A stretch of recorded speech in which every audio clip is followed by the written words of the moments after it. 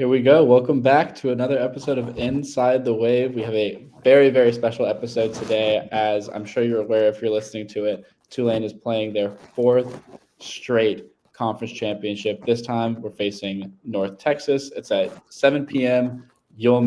Pack Yeoman. You know, I was talking to Isaac Popper, a friend of the show who now works at ESPN. He let me know that it's the first time that Tulane will break this record on Friday. Will become the first American Conference school to ever host a conference championship 3 times.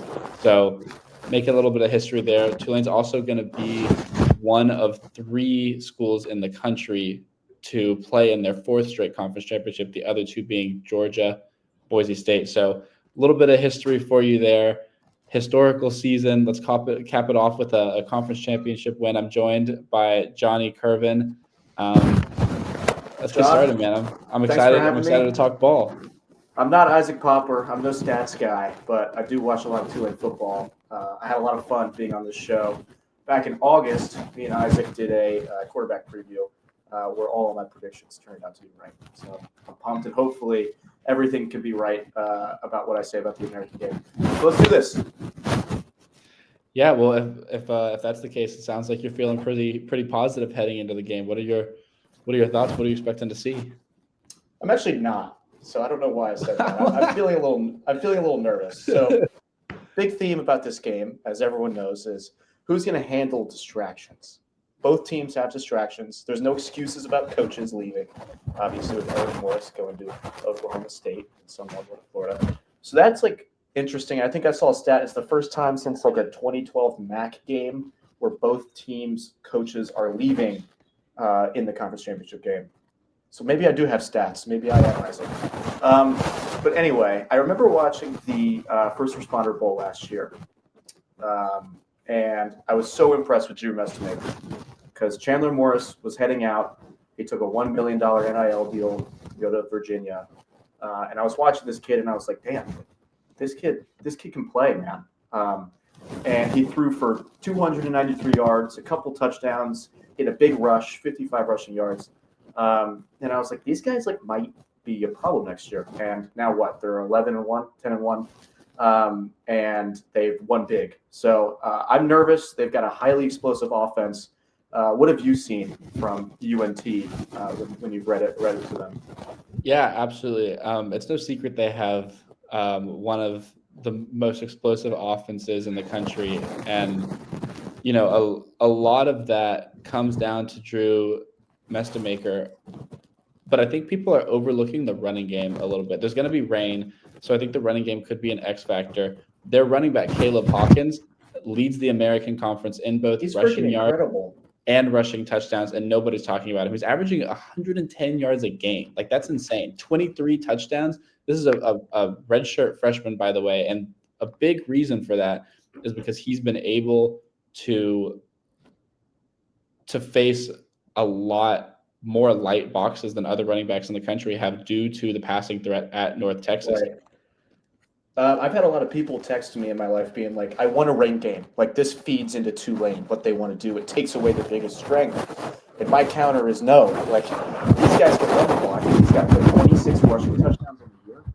That's freaking insane, man. This is highly explosive. Here are the points they put up. 52 against Temple, 56 against Charlotte, 53 UAB, 55 against UTSA, who beat the brakes off of us, 45 against Army in an overtime win, 59 against Washington State. I mean, none of those teams get you really excited, but holy crap, that is a lot of points. And it's not something to scoff about. I mean, everyone knows Drew Mestemaker's story. He didn't start the games. He was a backup on varsity. Eric Morris, the QB whisperer, took a chance on him, and he didn't play last year. And then he's just come on, and he leads the league in passing yards, I think. So it's going to be a handful. Yeah. Well, tell me more about what you're thinking. Well, I was looking a little more into their one loss on the season, which was against South Florida. They got blown out. It was 63-36. So if you want to look for an area of hope or optimism, That's where I would look. And what that came down to was it's really easy to say, like we've been talking, Mestamaker had probably his worst game of the season. He did throw for 326 yards and 2 touchdowns, but 3 interceptions in that game. And a lot of that had to do with the run not being available. This is a team that likes to play complementary football, not just offensive football complemented by the defense, but the run game and the pass game really go hand in hand. That game, Caleb Hawkins, I think he had 15 carries for 49 yards and 0 touchdowns, so that he averaged 3 yards a carry in that game. If Tulane is able to shut down the run against North Texas with a light box, that's the key to winning the game. Absolutely. So for this, every time I've watched them, their keys to winning are get out early, go up 14-0, force the other team to play from behind. They have the best secondary in the conference and the worst rush defense in the conference. You don't see that a lot. So when you're behind 14 and you're forcing the other team to throw the ball over and over again, you're going to cause turnovers. You're going to cause chaos, and that's playing right into their hands. So my biggest fear in this game is Tulane goes down 14-0. Our biggest strength, which I would say is running the ball, especially if it's a rain game against a poor run defense. If we get away from that and we're starting to throw the ball, we put the ball into Jake Retzlaff's hands too much, who has had some turnover issues this year against a team that has forced a ton of turnovers on the year. That is where you run into trouble if you're Tulane, because when you're going against a team who's first in the conference in scoring, 47 points a game, how are you going to compete in a shootout? You need to start early. You need to go up 7-0, establish the run game, and control time of possession. So in my mind, that is definitely the most important key to success for Tulane. Absolutely. Have to win at the point of attack, have to shut down the run game with a light box, force them to throw, which I know sounds counterproductive, but if you're able to shut down the run game with a light box, you'll have numbers in the pass game, and it's not going to be what they're used to all year, especially with that weather. Now you were talking about turnovers. That is the downside to the weather, is that ball is a lot more slippery. Couple fumbles, or maybe they get ball first, score, we fumble, they get the ball, score again, 14-0, you're down. One little mistake due to the rain, it's a whole different ball game. So you have to avoid that early turnover. I mean, we saw sloppy turnover plays early in the game against Charlotte, who's like the worst team in the country this year. And Summerall has said that was careless and ridiculous. We all heard what he said about that. But, 2 bad picks from Retzlaff, a couple of fumbles, sloppy. Like, that's just not going to cut it against a team who, we have I think it was a -8 turnover split, where I think they have plus 12. So that's a huge difference. And my fear, like I mentioned earlier, is going down, trying to throw the ball a bunch, and just turning the ball over, especially in a sloppy game. Because Tulane, in Tulane against the pass also really worries me. I mean, that's been a kind of an issue all year for the secondary. You're going against a Mike Leach air raid offense. Tulane is 113th in opponent pass yards per game. So in the 2 games that Tulane has lost, that's been a disaster. So, you can look at it 2 ways: rain game, sloppy, thunderstorms, or cold.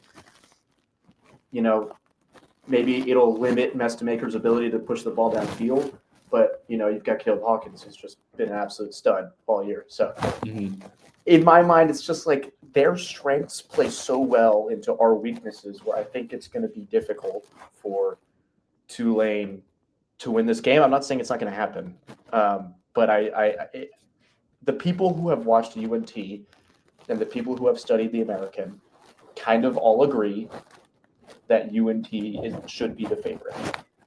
I don't know what you think. I think they are favorites right now. They are big favorites, and most people that I've seen, that I follow and that I read up on, are taking UNT and the points.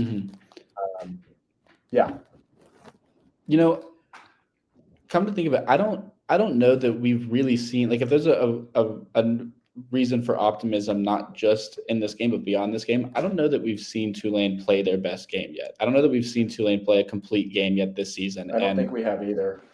I'd say the closest, like you could say, Duke was obviously like the marquee win of the year so far, but the first half was a lot better than the second half. We let them back into that game. And this team knows that they haven't played their best game yet all year. So it's now or never. I agree with you. I don't think we played our best game, but man, if you look back on some of the games we played, we have snuck by. We could have 3-4 losses right now, and that wouldn't be shocking. I mean, when you look back at Army, you look back at ECU, that's not the point of this podcast. Anyway, I want to hear. We snuck past South Alabama. You were talking about and South Alabama. A very bad South East Alabama Carolina. team. We let them back into that. We have a bad habit right now of letting teams back into the game late that have no business being let back into the game. Mm-hmm. And we've been fortunate enough that when we've done that, the level of competition has been lower. But you cannot do that against North Texas. And I know you saying you take North Texas too, and I totally understand why. I think we see it this Friday. You think Tulane pulls away? I think we do. I think Tulane. I think Tulane plays the most complete game that they've played all season from start to finish because they know they have to. And I think that in some of these close games, especially, I mean, I say close game, like you talk about last week against Charlotte, it wasn't close by any means, 27-0, but there's different versions of the offense that they're running based on the situation. And that was not the regular Tulane offense that we saw last week, not just in terms of performance, but schematically. Like they're saving stuff. Do you think this team is going to be motivated to win? That sounds ridiculous to say. I don't. But do you think this? But let me frame this better. Do you think the coaching stuff is just is a distraction, or do you think it really is minuscule and these guys aren't thinking about that? They're just going out there thinking about winning. Or I think that it can be a distraction. I think that both teams are dealing with it, and honestly, I think the way that Summerall has handled this has been first class, and as I mean, you never want to see your head coach leave, but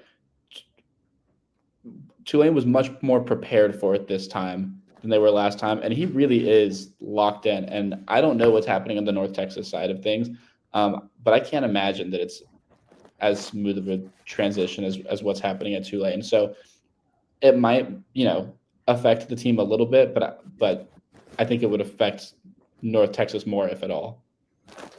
Since we're talking about outcomes and distractions, I have a few keys to the game here, and I want to get your thoughts on these. Let's hear it.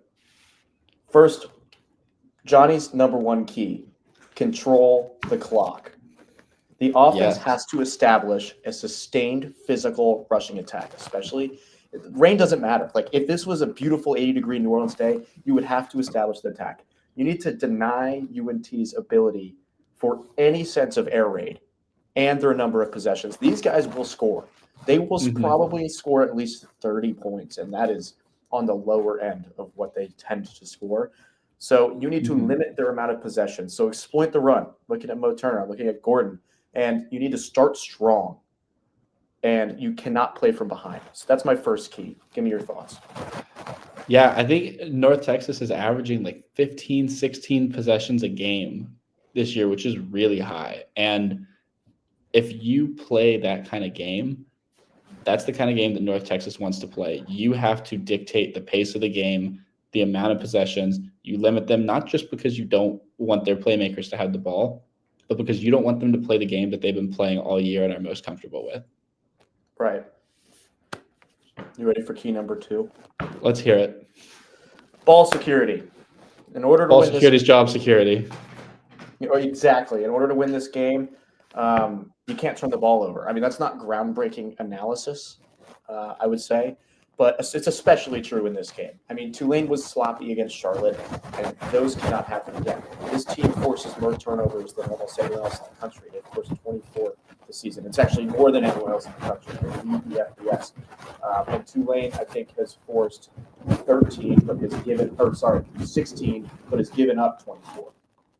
Don't quote me on that. I'm like 90% sure I should have that. So it's not in our favor. similar to how a lot of other things going into this game, stats aren't really complete. But that's important.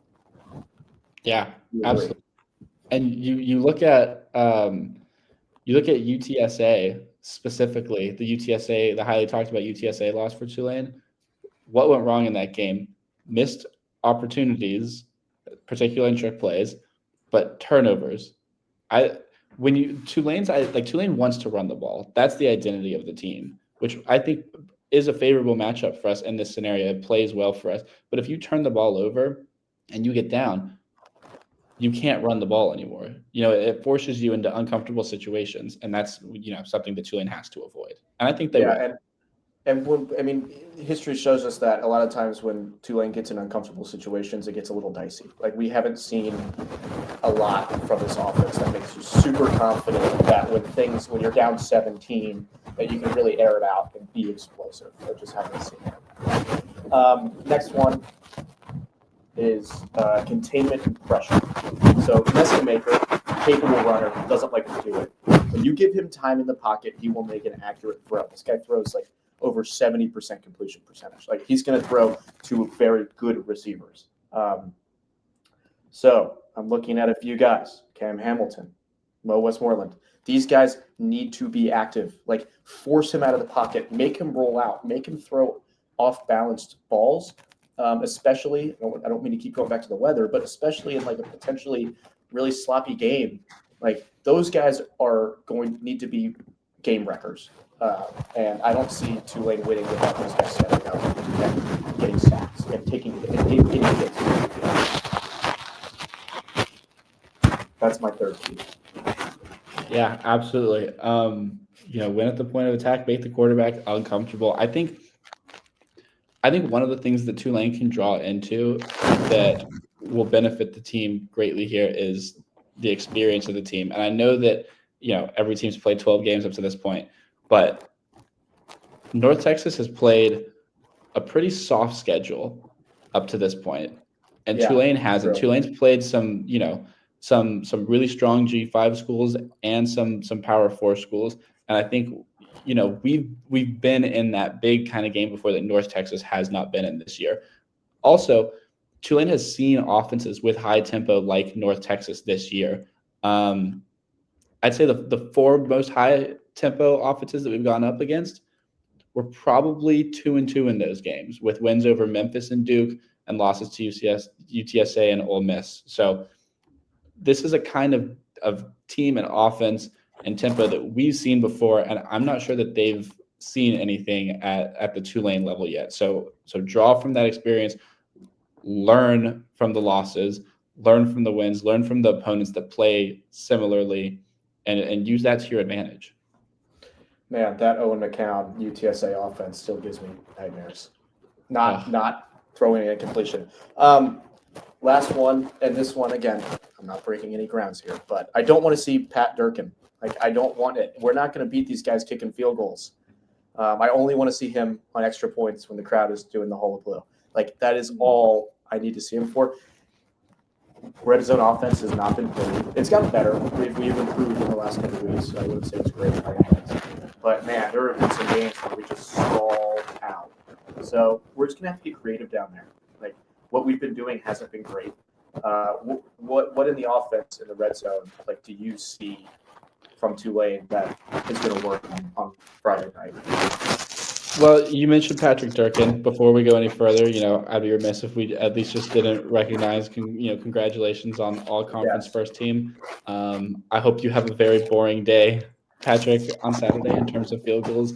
But yeah, I think one of my biggest concern for the Tulane offense, and it's not just for this game, but from what I've seen the whole season, is the unwillingness to throw the ball in the red zone. It feels like the offense has gotten very predictable and stagnant at certain points in the red zone. So it's either going to be like put the ball in the air and live with the results and see what happens, or you're going to need to get some serious push at the line of scrimmage. And I don't necessarily think that one of those options is better than the other. I do against like Team X, but against North Texas specifically, like that line of scrimmage matchup, I think favors Tulane. So you might be able to get away with that same kind of offense in the red zone.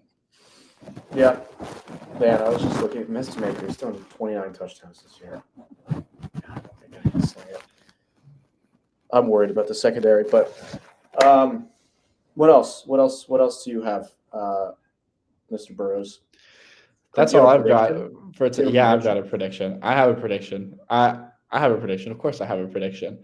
I think it's going to be lower scoring than what people are expecting, mostly due to the rain. I reserve the right to change that prediction if the weather clears up, because I think it's 75% chance of rain, not 75% of the area. I do know the difference. But I think there is a 75% chance of rain. So it could be clear skies. But if it's going to rain, if I'm going to assume that it's going to rain, I think that we do see more turnovers. I think that there's more running the ball. Possessions are limited. I think Tulane wins 28-24. Wow. All right. I can get behind that. I don't necessarily agree, but I can get behind that. I like Well, that. which one is it? I don't like. I mean, I'm on the Fear the Wave show. I feel like I'm obligated to take Tulane, but No, I just don't really. I've picked against us before. Yeah, I don't. I think we lose by 10. I think they put up 38 on us. Rain or shine, I think we can put up 28. I just don't like the second they go up 7-0. I just have a hard time seeing us come back. So, I'm taking the clip of you saying that right there, and I'm sending it to every player in our secondary. good. I hope that I can contribute to this win in any way from my small apartment in New York. Also, one quick shout out. We're both wearing the same RMFW hoodies. I know you'll be at the Campus game connections. on Friday. I am bummed I won't be there. Couldn't make it work. But if we win Friday, I will be the first person to book a ticket to probably either Eugene, Oxford, or Lubbock is back what to it's looking Oxford. like. I don't want to go fly to Oxford. I mean, I've heard it's a great town. Actually, things are weird there right now, so maybe I do want to go there. I don't know. You know, if that bridge comes to be, we'll film another video for that one and cross it when we get there. But let's take care of business first. Sounds like you don't think we will. So, well, I don't clip or anything here. No. But if I was a gambling guy, I probably wouldn't feel comfortable taking Tulane plus 2.5, which is the spread right now. I also want to point out the over/under 66.5. That's a ton of points, man. That is a lot of points. And so Vegas speaks highly to both offenses. So the one thing that I really believe that it's going to be under that number with the weather. The one thing that I think could flip that, which could also be weather induced, is points from one of the team's defense. Yeah, and there's a lot higher, chance, maybe not a pick six, but someone puts the ball on the ground, even if it's not a defensive touchdown, like turnovers and inside your own, half of the field. Can't turn the ball over. Before we go, I do have one more question for you. Who's one guy on offense? Who's one guy on offense that you're looking at aside from Retzlaff, who you think is an X factor in this game on offense? Receiver, back. If you've been following the show for the last couple of years, if you're subscribed to the website Fear the Wave, you'll know that I've been a big Jamari McClure guy ever since he first set foot on campus. He's really taken over in the last few weeks, and it's been exciting to see. He had a fumble against Charlotte, so I'm taking Jamari McClure as my X factor on offense because he's our RB1. I think he's the most dynamic player on the offense, but also like the knock against him was always that he fumbles, and I can't like fully disagree with that in terms of like I can't say that that's not important, but he's so dynamic, and this is going to be his chance to show it. Like rain game, you're going to get carries. The ball is going to be a little more slippery. You'll have more opportunities, though, than maybe you have in other games. Like, what kind of running back are you going to be for Tulane today? Are you going to be the guy that fumbles the ball and can't see the field because of it? Or are you going to prove everyone wrong and win the game for Tulane? I took Tulane to win. I'm a big Jamari McClure guy. I have been for the last 2 years. I think he does it. That's a big part of the reason I think Tulane's going to win. Great. Love it. Love it. Any final score prediction before we get going here? Yeah. I know you said lose by 10, but 38-28. Shame on you. I know. But trust me, I'll be stressed. I'll be locked in. I know. And I know that we'll both be cheering for you to be wrong. So yeah, 100%. Well, thanks for having me, man. I love coming on this show. Every time. Absolutely. Thanks for joining. Always fun. Always good to see you.